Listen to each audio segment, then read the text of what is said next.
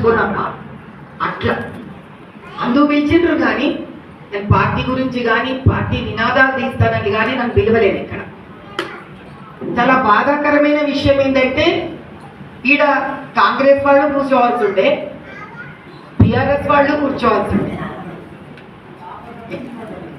ఎందుకంటే ఇది దేశం కోసం సంబంధించింది, ఒక వ్యక్తి కోసమో ఒక పార్టీ కోసమో సంబంధించింది కాదు.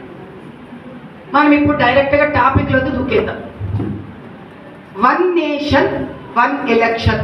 నేను పళ్ళ బుద్ధి చెప్తా, నాకు తెలిసి ఇక్కడ ఉన్న ఆడవాళ్ళల్లో 90 మందికి తెలియదు అది ఏందో.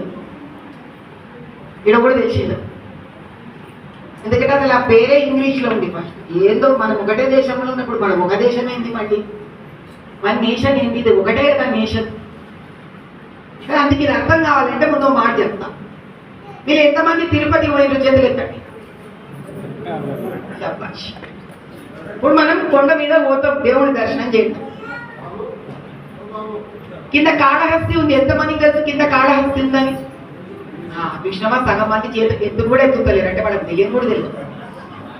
సరే ఈసారి పోయినప్పుడు చూడండి, కాళహస్తి ఉంది. కాళహస్తి అంటే స్వయంభూ, శివుడు వెలిచిండు.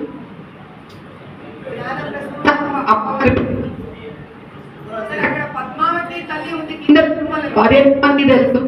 పద్మావతి దేవు పావుకు దిగిపోయి.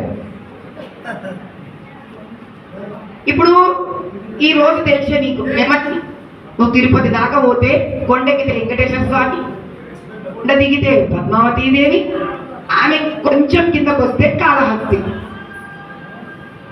నువ్వు కష్టపడి డబ్బు సంపాదిస్తావు, నీకెవడు ఇప్పుడు రెక్కాడితే కానీ డొక్కాడదు అవంట కదా.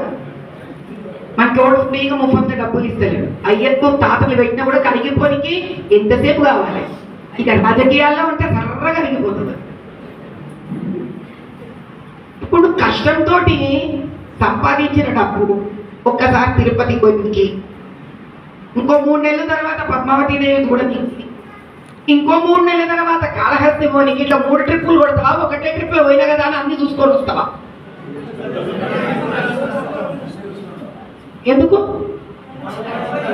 అంటే నీ సొంత డబ్బు కాబట్టి అట్లా ఆలోచిస్తావా? దేశం డబ్బు అయితే ఆలోచించవా? ఏం న్యాయమా ఇది?